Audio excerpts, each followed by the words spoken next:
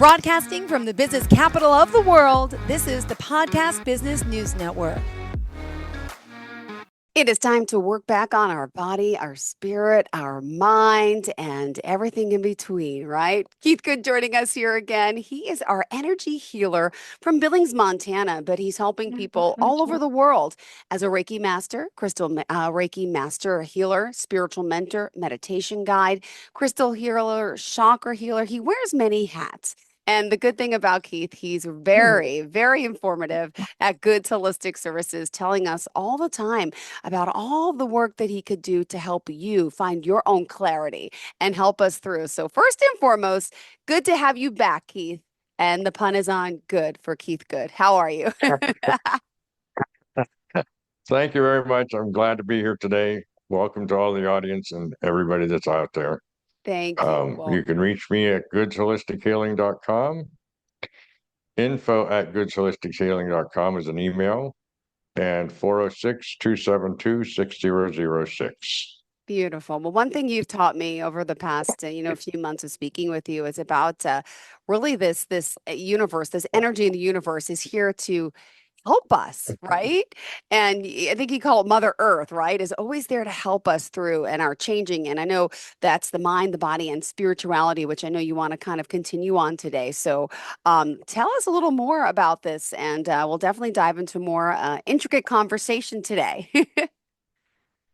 Well, let's do a small, real recap of the last 2 weeks, because this is a continuation of that. Yes. And 2 weeks ago, we talked about just the basics of questioning everything, and being talked about living in a dualistic world, and how a person can start their spiritual path just by questioning whatever it is that they have questions about in their belief system, and that becomes very important. And then how to balance it. And we also spoke a little bit about that everybody has their own path, and we're going to expand a little bit on that own path just a hair today.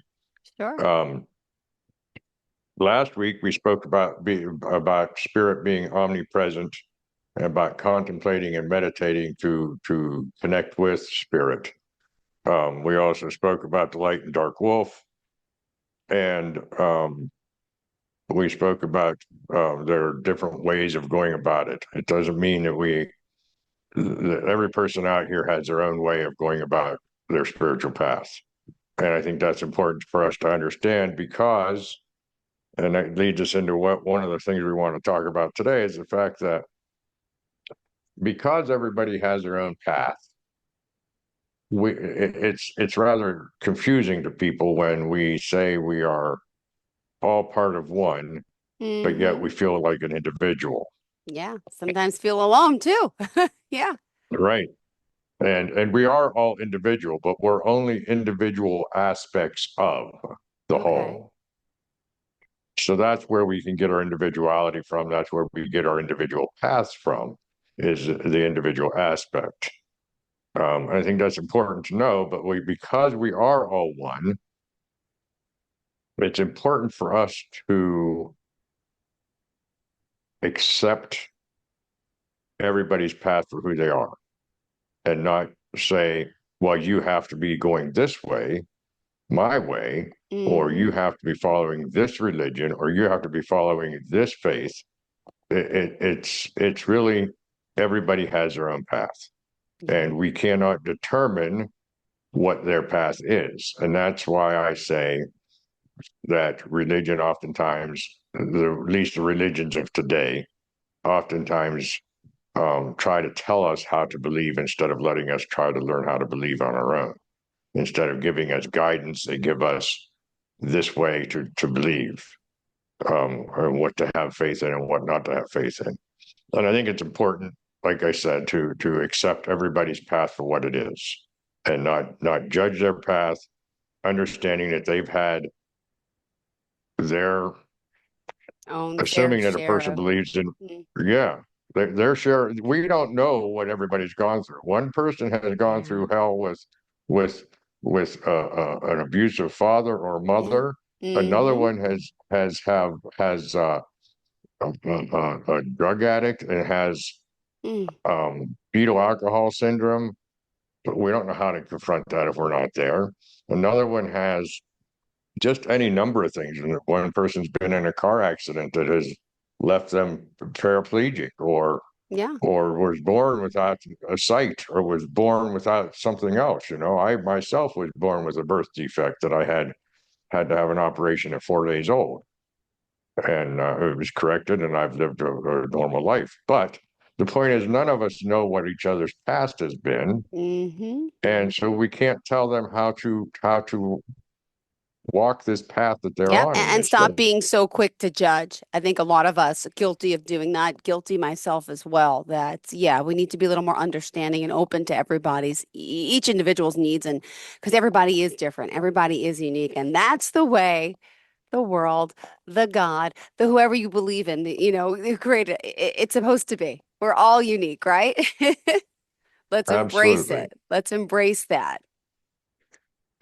Yes, and I think that I don't remember if I said it on here or if I said it on the YouTube channel, but at one point in my life, when I was first starting into this, I used to drive down the road. Now, mind you, I was a professional driver for 30 some years, and I sat higher than everybody Race else, car being in a driver or semi. truck driver? Just truck remember it. I truck remember. driver, truck driver, and bus driver. And you would always sit higher than the other vehicles, and you could look down in them and see the people in the vehicles. And I can remember judging those people just by their looks, and I never even knew them. And then one day I changed my way of thinking, and I looked down and I'd see somebody that wasn't appealing to me, and I'd say, and she's a spirit, and he's a spirit, and that changed my whole way of thinking about Ah, each person. This one's not too fat, or not too skinny, not yeah. facially um has facial defects, and so forth. They're all just spirits, and that's the way they appear to us. So I, I'm instead of tearing saying up, I Keith. don't, This is what I tell my children all the time. They're 7 and 9 and they're learning and they're hearing. And we were the other day, they said, "Oh, that boy is fat." And my heart broke for that little angel child that was at the pool. I said, "He does have some extra fat on him, but that's not him. He's a beautiful soul." I said, "That's just his body." I'm trying to destigmatize, how we grew up, and someone might have said that. My parent might have said, "Oh, that person's fat."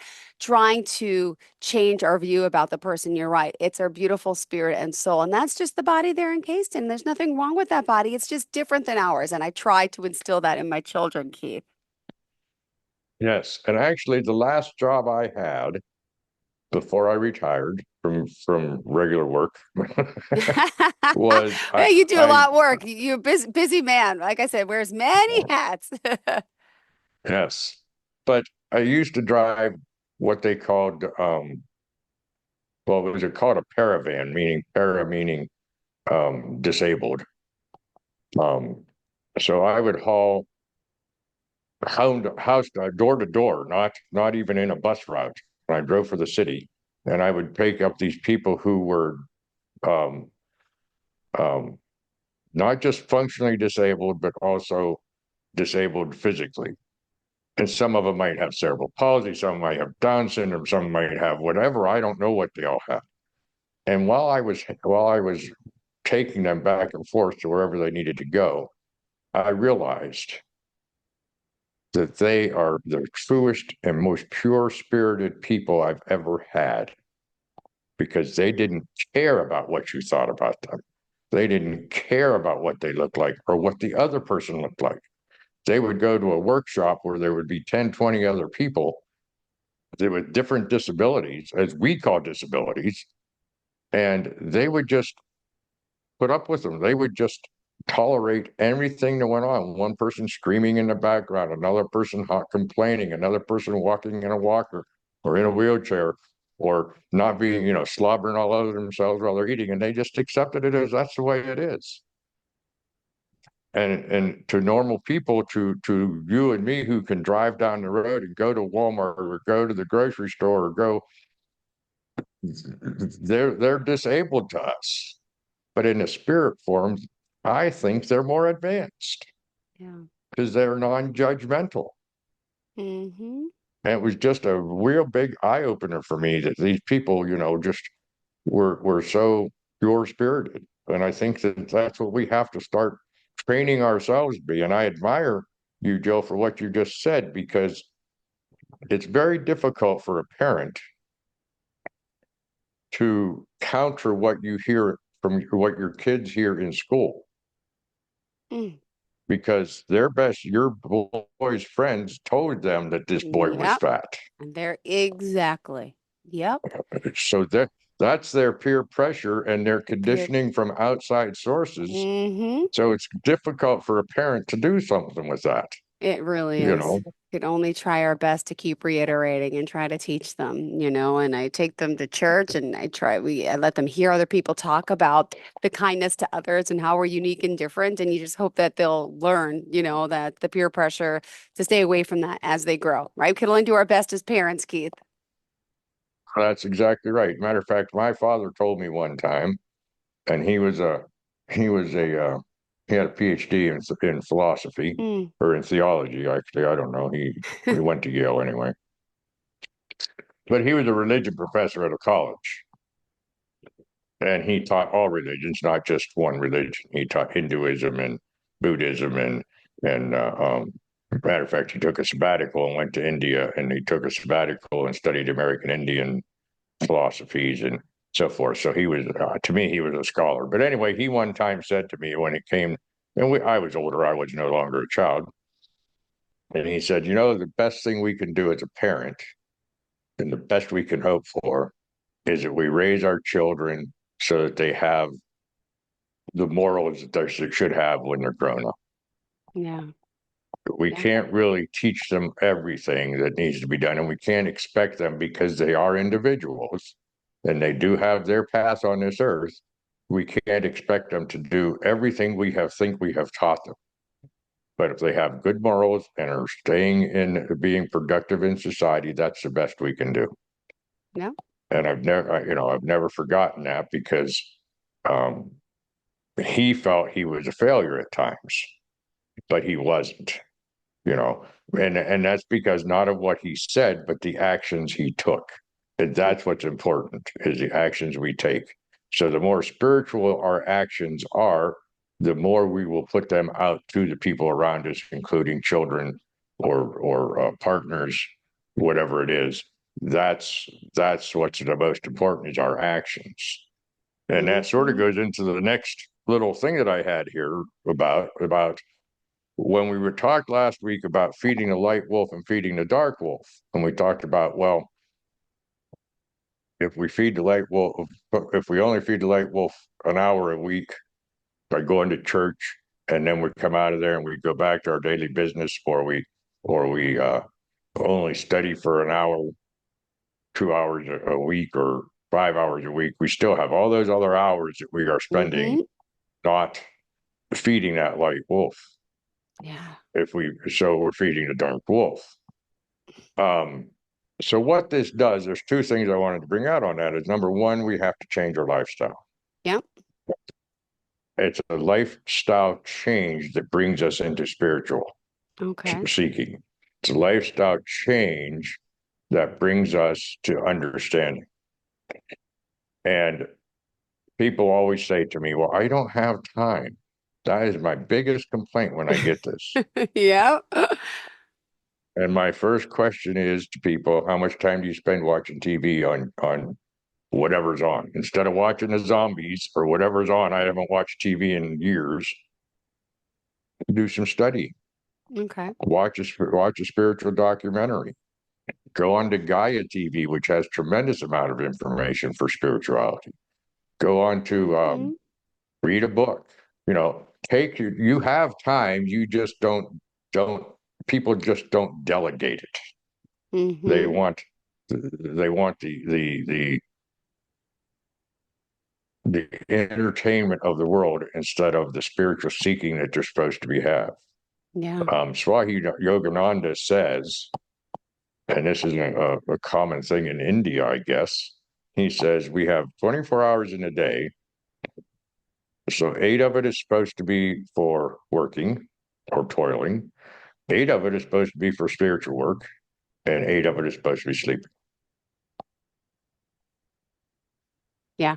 So that gives you your 24 hours instead of going out and watching the TV, coming home from work after your 8 hours of toiling. Mm-hmm. You should be doing something spiritual instead of sitting down. And I mean, to me, spiritual stuff is very relaxing and it creates me to contemplate. I'll walk outside after reading several pages of a book because I have to let that digest and soak in, and I'll walk outside and just think about all that stuff. Mm-hmm. So it's a lifestyle change. You have to take, and it's not something that you're going to do. You're not going to sit down and say, okay, I'm going to take 8 hours off and just do this. It's something you say, okay, instead of watching this tonight, I'm going to read this book instead of um, going out and playing something that is not necessarily something that I have to do.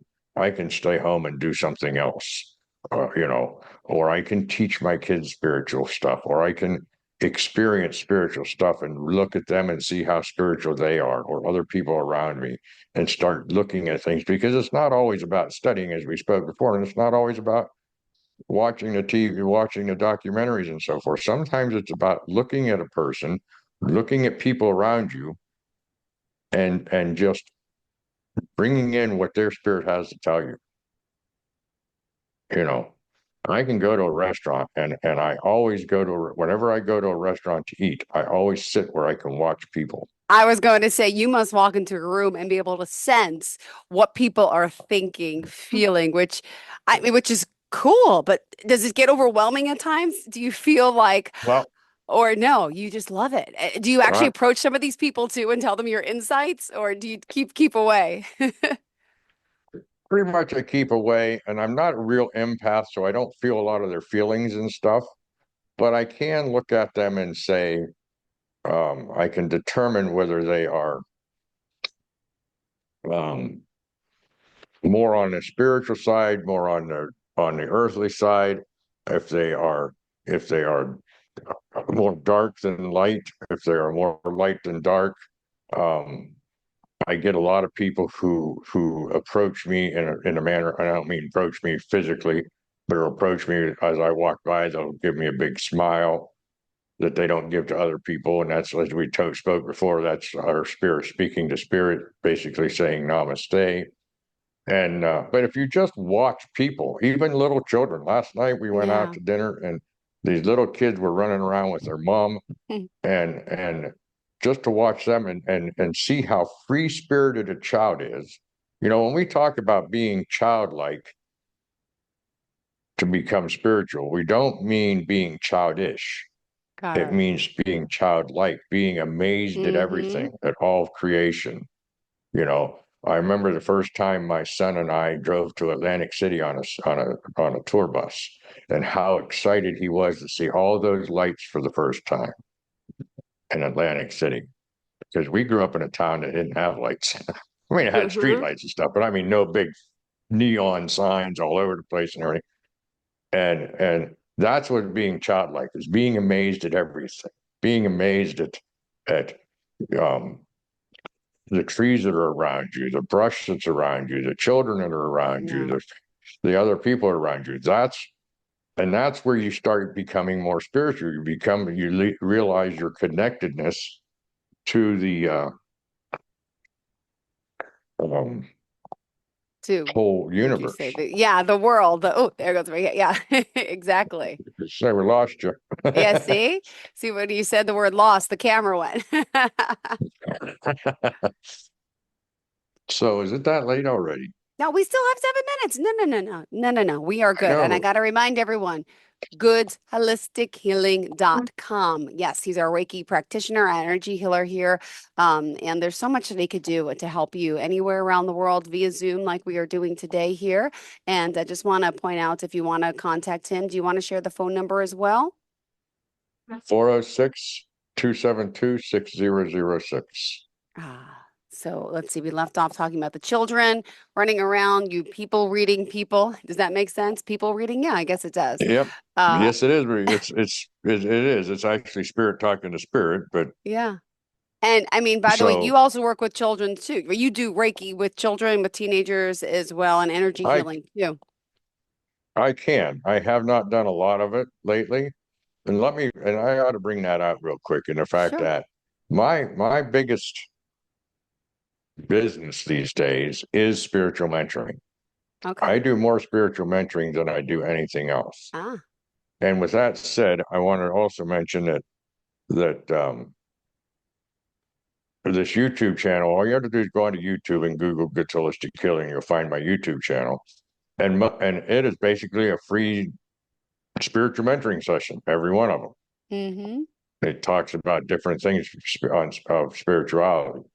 So I don't have a lot of followers, but I'm not in this for followers. I'm in this for the one person or the three people that will get something out of this and then can share with other people. I mean, I'd love to have the followers, but that's the way, subscribers, whatever you want to call it. But I'm here because Spirit's calling me to be here. I'm not here to make $1 million. I'm Mm-hmm. here to help you, and all these other things that I do are geared toward bringing you to the point of spiritual seeking, to start moving the energy through Reiki, to give you an inspiration through the Akashic records, to do these different things that we have that I offer are all to get you to a point of spiritual seeking and seeing what's going on. There's much more to spiritual seeking than just um, thinking you're doing it. Energies have to move. If energies aren't moving in your body, then oftentimes you don't always get the inspirations or the way of dealing with things that brings you out further into your seeking process. So um, we talked about the waste of time. Let's talk about. We only got a few minutes left, so let's just real quick talk about um, prayer. We talked last week about praying for other people, Mm-hmm. but now let's talk about prayer to your spirit guides, prayer Okay. to the angels, Yeah. because if we don't pray to them, it's sort of like a 16-year-old kid coming into your living room and saying and not saying a thing, but he wants the keys to the car, Yeah. but he's not going to ask for them, and you're not going to give them to him unless he asks for them. True. A lot of times, that's what your spirit guides, your higher power, your angels are waiting for you to ask a question. They're not going to just sit there and say, "Okay, here it is." Mm-hmm. They want you to request something from them. They want you to request their help, their mentorship, their guidance, because it's your free will that has to say, "I'm ready." They're not just gonna offer it. So excuse me. So let's So, keep in mind that we have to work with prayer in many ways, um not just in the aspect of praying for others or praying to God. We also have to remember that there are things that happen that we don't even aware of. So when I thank my higher power for helping me, I thank him for all the things that I don't even know he's doing behind the scenes. which I'm sure is a lot because, right, then the path and the More, journey would be different. Yeah, but we can't see it all the time.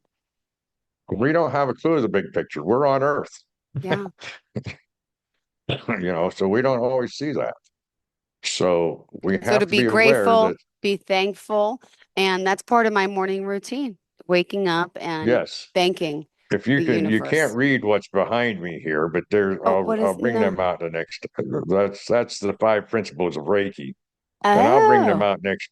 I'll bring okay. them Yeah, out my next vision's week. not But that one of good. them I can't hear. It would be backwards to me anyway. But I'll bring Yes, those 5 principles forward next time we talk beautiful. because we're out of time today. But I'll bring those five principles forward. But one of them is being grateful. So that's what made me think about that when you said being grateful. So yeah, we have to thank as much as we have to ask. Actually, we should thank more than we ask because there's so many things to be thankful for. Yeah. You know, we even we can be thankful for the birds in the sky for having the music they make.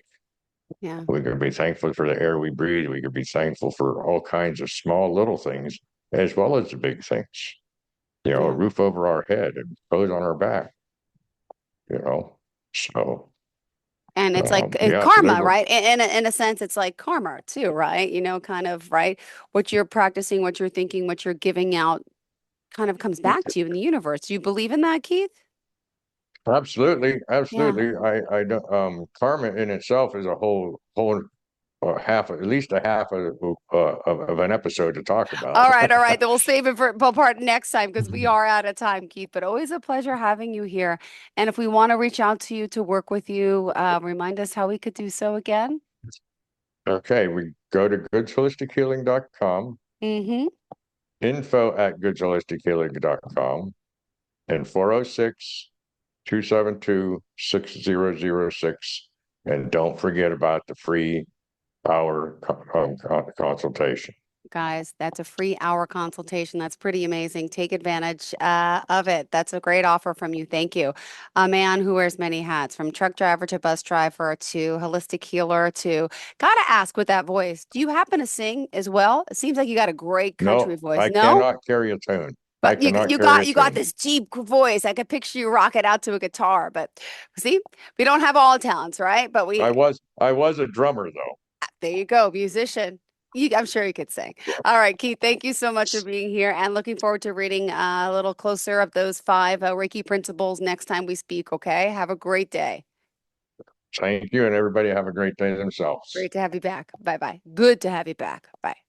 Are you looking for even more of the podcasts and hosts that you love? The Podcast Business News Network is proud to announce that you now have even more ways to listen live. Check out the MyTuner Radio, online radio box, and Simple Radio apps on iOS and Android, or find us online. Search for Business News Network on mytuner-radio.com, or search Podcast Business News Network on streama.com and onlineradiobox.com/US. Take your podcast on the go and don't miss a minute of the action.